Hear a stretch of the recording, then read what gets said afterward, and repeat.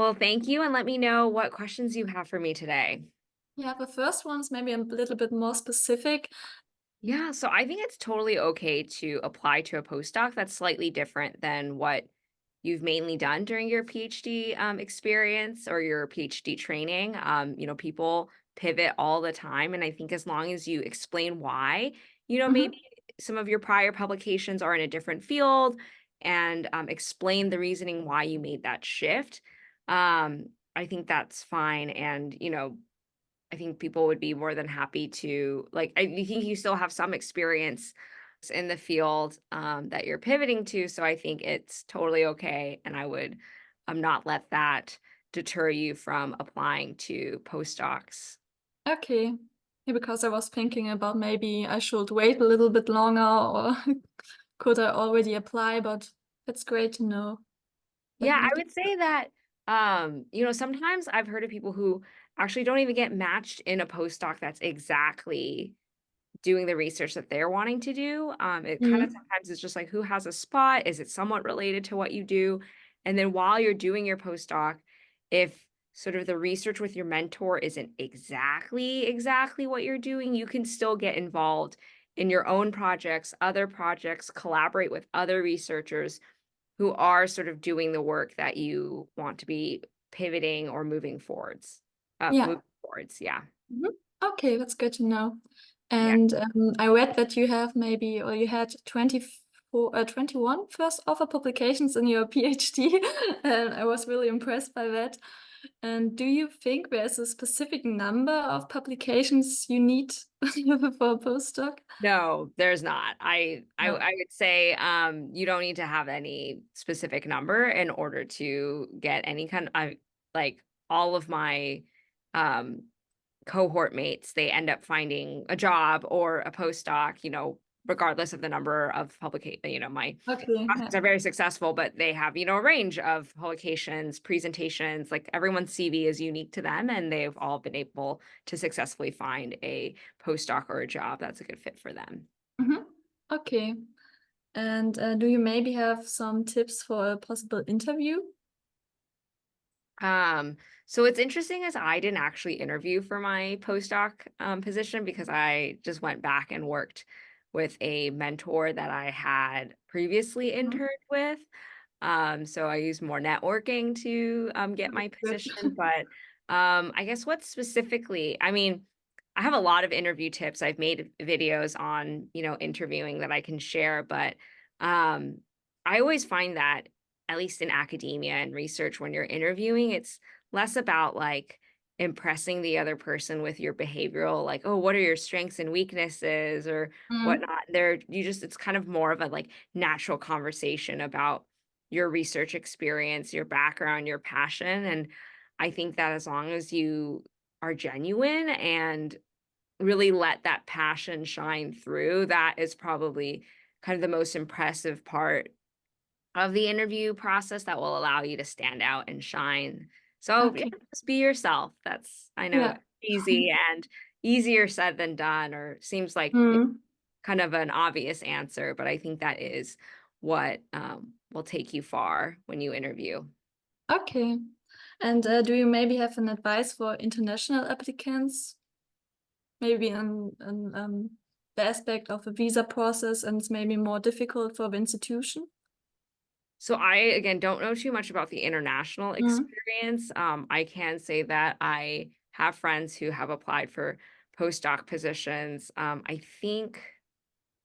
I know that there are certain grants that you aren't eligible for if you are a postdoc from an international background or if you're not a US citizen.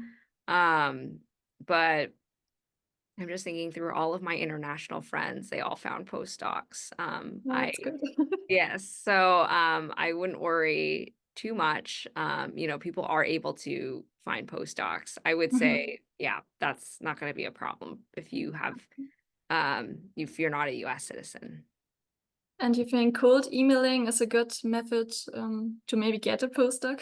Yes, I am the queen of cold, the queen and the huge proponent of cold emailing, because that's honestly what got me to where I am now, is just not being afraid to reach out to people, to connect, just like how you reached out and connected with me, Yeah. do the same thing, and send like a really concise yet impactful message to professors you might want to work with. And you can almost send like a very similar message. So it doesn't take a long time to send like a bunch of emails. And then Mhm. the more you send, the more likelihood you'll hear back from maybe some of the people. I always say that things are a numbers game. So the more people you try and reach out to, the higher likelihood that they will respond back and say like, "Hey, I might have something," but not everyone is going to. So I always recommend having more of those emails go out Yeah. if Mhm. possible.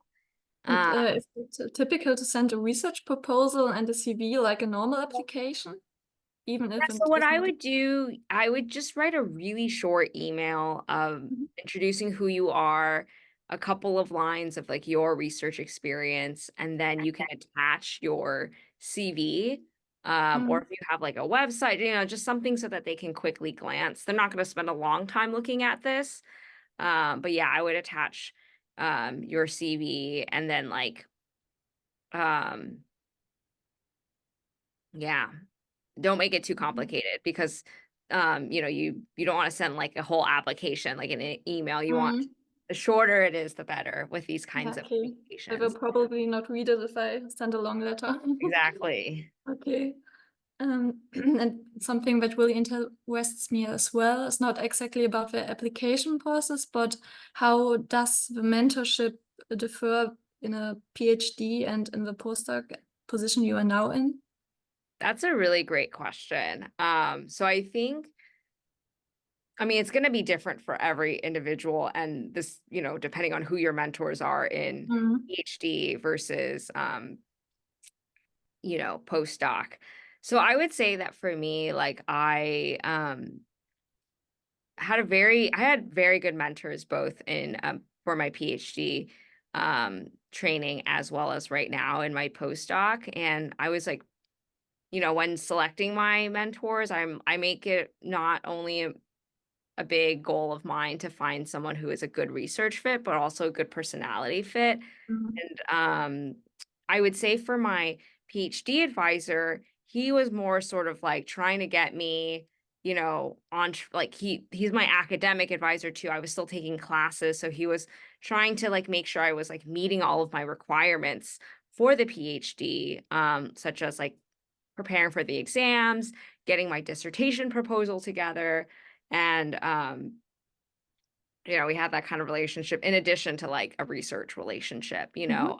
Um, and I would say now I don't know, it kind of feels the same, like, how kind of like they're both, it's my go-to person, and I'm also collaborating with my current mentor on, or not collaborating, but helping her with her research projects. But it just feels a little bit more like, I'm now trying to springboard to the next phase of my career, which is becoming fully independent and me being the mentor, not the mentee. Mhm. So there's more work to try to have me own different projects, that's less about like classes and dissertation, and more about like writing grants and like thinking of my own ideas and that type of stuff. So I would say in terms of mentorship, it's still sort of very focused. Like I have like someone who I know I can go to for anything, but in terms of the type of sort of work I'm doing, I guess right now, my mentor is helping me more about, okay, how can I, not that like my PhD advisor is also giving me a lot of stuff to like gain independence and all of that, but right now her focus is like, okay, how can we think about your next step, and helping you become a professor, helping you make that jump and do all of that, which is, it's big. So, and there's a Yeah, lot more freedom during a postdoc. So I think that's also important to consider, is your working style and your mentor's working style, and how that is going to play out in a time where, like, again, during a postdoc, it's just you have the time and you do what you want with it. Whereas when you're a PhD student, you have like all of these like classes and milestones you have to hit in order to graduate. Mhm. Okay. Yeah, but that sounds like a really good supportive relationship. Yeah. Um, and at Stanford University, is it normal that you have opportunity to teach or to mentor students? in your postdoc? Yeah, definitely. I'm getting emails like every other day with them looking for people to lead seminars, courses, teaching opportunities, all of that. It's not required. And I've been told many times, even though I love teaching so much, they're like, you don't have to teach during your postdoc. It's not really Mhm. expected of you. So whatever you do is sort of a bonus. And I was like, okay, well, I'm still gonna find ways to teach and mentor, which I have. And Stanford also has a lot of programs for mentoring underrepresented minorities in research and science, and it's something that my mentor is really involved in. So because of that, I'm able to be very involved in that as well. And I've participated in some other Stanford-related programs that also do similar things. So there are a lot of opportunities definitely to mentor, and definitely there to teach. There's like a teaching certificate you can get here at Stanford, but it's very, very intensive, so I chose not to go after it, but, there are lots of opportunities, definitely. Okay, that's really good because I had two students in my PhD journey, and I really liked the relationship with the students and to help them, and they gave me new ideas, and I think that's really nice. Exactly, and that's honestly my favorite part of being in academia is not necessarily just, like, my own work and my research, but being able to interact with students, Yeah. so definitely, if that's something that also motivates you, you should find ways to keep that going, and that's why I've done the same, Mhm. and Okay. why I do all of these YouTube videos. Yeah, yeah.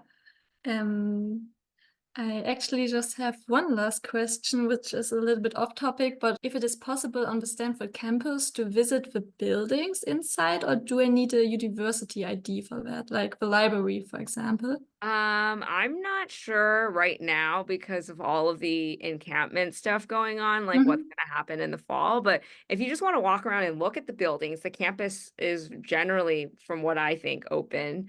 If you want to Yeah. just like walk around, but I don't know if they're going to tighten up the um policies of like entering and exiting the buildings. You can Okay, also yeah, sign could up for understand that. yeah, you can also sign up for a campus tour. That might actually be the Mm. best way to go about it, because then someone will be guiding you, and then that person will have access, and you'll be a part of a registered tour. So I would look into a campus tour if that's what Mhm. you're interested in. Most Yeah. universities have. I used to be like I wasn't an official tour guide, but when I was an undergrad at UC Berkeley, I was a student orientation leader. So we were like giving a lot of campus tours. But Mhm. we worked with that office but every school has that office that gives campus tours. Okay, yeah. And do you have maybe also tips for San Francisco or? Like fun things to do or Yeah. oh, I have so Maybe. many. It depends on what you enjoy doing. San Francisco is just like a really fun. There's a lot. I love doing all the like main touristy things like Golden Gate Bridge, Pier Mhm. 39, all of that fun stuff. But on my bucket list actually that I might actually do this week or pretty soon is one. I still haven't gone to the new Salesforce Park. So I want to go check that out.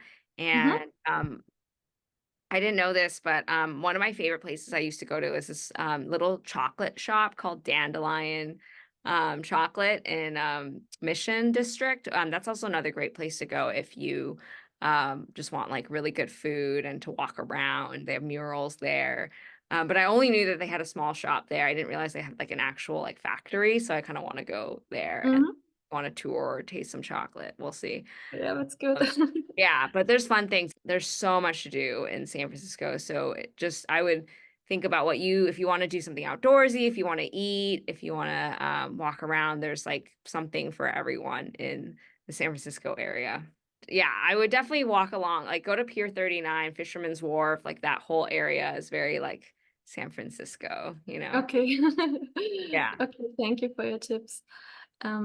Yeah, I don't have any questions anymore. You answered all my questions in your in your video today. I just found it today, a postdoc Oh, that's great. application I didn't Well, saw. anything else that you want me to elaborate on, maybe that was in that video that would be helpful? Maybe the last thing, what does a typical day for you look like? Do you have a typical day? You're so funny. No, well, I'm laughing, not because you're funny, but because I've like thought about like, oh, I made a day in the life of a Harvard PhD student video, Mhm. but I haven't made one for being a postdoc because my days are just so different. I sometimes like, and I'm like, I'm not like going to campus and like teaching classes and doing all this stuff. Like I'm kind of Mhm. sometimes like I have days where I just only sit in front of my computer and I'm coding in R and like taking Zoom calls and I don't move. But then there are other Mhm. days where I'm like on campus, like presenting a poster here, then attending a meeting there, and then doing something here. So it really depends. But what I love, I think kind of a more generic response to your question about being a postdoc is um, it comes with a lot of freedom. Like I said, you really just build Mhm. your own schedule. You aren't really told you have to be at like, I have certain lab meetings or division meetings that I need to go to, but then besides that, I get to sort of create my own schedule. And for some people that can be a lot to be like, "Oh no, how do I structure my weeks Mhm. if I'm, just given the time open?" But for me, I love that because I know which parts of the day like my brain functions well. Like I know that if I want to work on a manuscript, I do that in the morning. If I want to take, meetings, I do that in the afternoon. If I want to like do, so you can like make your schedule the way you want it based on how your working style is, and no one is expecting you to like sit at a desk from 9 to 5, which I love. So I'm sometimes like I might take a break in the middle of the day and go for a walk or go work out, but then I'll like spend a couple extra hours at night getting some things Mhm. done. So it's a give and take, and I personally prefer that over having really strict hours and a really structured schedule that I have to follow. So yeah, my everyday is very different and I like that. It keeps me on my toes, and it makes life kind of like interesting that I can wake up and look forward to a slightly different day every day. Mhm. Yeah, I also like that, but maybe you should do vlogs even if they are maybe not exciting every day. Okay, all right. I will, because of you, you've inspired me. I will think about making a day in the life of a postdoc video. I think that many people will be interested in it. Okay, I'll pick a more exciting day. One of the days where I'm running Yeah. around, not just sitting. Otherwise, the video is just going to be Yeah, coding is pictures of also me interesting. coding in R. That's all you're gonna see for 8 hours. I'm just kidding. I don't ever code for 8 hours in R, but there are days where I do just sort of sit in front of my computer and I'm only doing computer work. Yeah. But I will, I will. I'm already thinking about it. Maybe I will make a video. Mhm. Good. And is there something you wish you had known before starting your postdoc? Um, that's a good question. I've been thinking about this a lot now that I'm almost wrapping up my first year. Mhm. Um, I would say that the postdoc is a really great time. It's almost like a sabbatical. Like you sort of get time to do whatever you want. But at the same time, that can bring a lot of like uncertainty and for me a little bit like of a scary feeling because it's like, oh no, like I have this time where I'm like not a student anymore, but I'm not a professor yet. So like Mhm. what is it that I'm doing? Am I doing enough? And there have been times where I've really had to like tell myself to stay motivated, even though I'm in this sort of like trainee transition time where I don't have a clear next step. And I think Mhm. that was hard for me to grasp, because when you're a PhD student, you just know like, okay, I finished my dissertation, I get to graduate, become a doctor. Yay, and Mhm. now I'm kind of like, I don't really know like what's next for me. And that can be scary, especially for me who hates uncertainty and is very impatient.